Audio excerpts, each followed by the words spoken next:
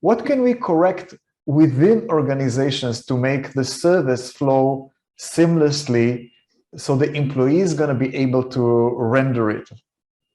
So one of the first things that I do with my clients and when I speak to people is like, let's define what customer service is, okay? And for many of them, customer service is something that they add on top of the products that they sell or the solution that they sell. And that's where the problem starts. Because I switched to customer experience because I said, customer experience is the total value that you deliver as perceived by the customer. And the total value includes service, includes invoicing, includes legal, includes returns. It's the total value. So stop separating customer service from product or from sales or anything else. It has to be defined as we have a value proposition which consists of multiple elements within it, and this is one of them. And it cannot be separated because without it, your value is inferior, you cannot win. So that's the first thing we do is we define it not as a department or anything else, because when you have customer service, it almost absolves everybody else from being responsible for delighting the customer, which is an absurd. You know, you can't. I sit down with legal people. It's like, what's your job? Oh, we are protecting the company. Really? From whom? The enemy. Who's the enemy? The customer. Oh, really? What a wonderful thing. So we're actually having a service destruction department here that believes that the customer is wrong. So first of all, by the way, Lior, I want to compliment you. I feel not only that I'm learning, I enjoy because you have such great sense of humor. That's really fun. Thank you. Thank you. Well, without sense of humor, we cannot deliver the message. And I have to tell you just a small thing in parentheses. When I speak, every so often you can see people that are getting the joke, but they're refusing to laugh. And you can see them they're sitting like this.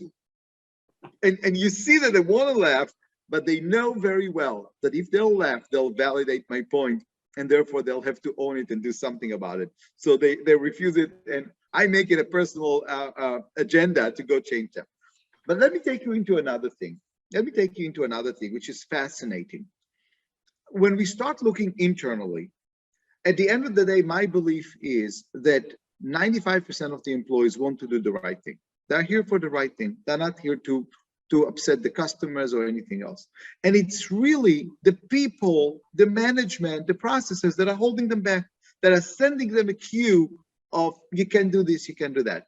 So our member will go and we'll map the different challenges. And I'll give you an example from FedEx that I work with. So the FedEx had a rule that you have to pick up everything within X amount of time, okay? In Europe, it is very common during Christmas to send bottles of wine for people as gifts. Some people would take the bottle of wine, put it in an envelope, not a box, an envelope, and hand it to the driver. Now, you and I know exactly what's going to happen. FedEx knows what's going to happen too. It's going to break. It's going to become a customer complaint. But this driver is not allowed to refuse this under the notion that this was risky. That was the case then, before we came in, because they were measuring a certain thing, and the KPIs were driving this without thinking. Give the person the ability to think. If it's risky, they're right there. You cannot have the process supersede the person. So that is oftentimes where we go to the KPIs and say to ourselves, are they empowering or are they despairing the customer, the employees? Because the employees are acting on that. And eventually they learn to become robots and pick up everything. And they know they're going to break it. They know it's going to break. That's one thing. But we talked about legal. Let's talk about that for a moment. Companies today, not being customer-centric, are a graveyard of processes that are tying the hands of the employees.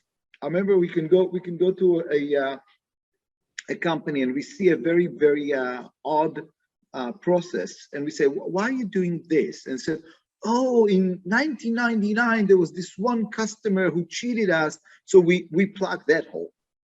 And I said, how about this one? Oh, in 2005 there's this one employee who stole staplers So now nobody's allowed to have a stapler.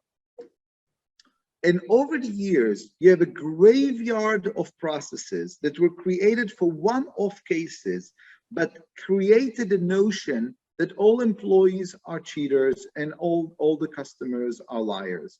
And when you have that ecosystem of culture and processes, then what do you think the employees are going to do?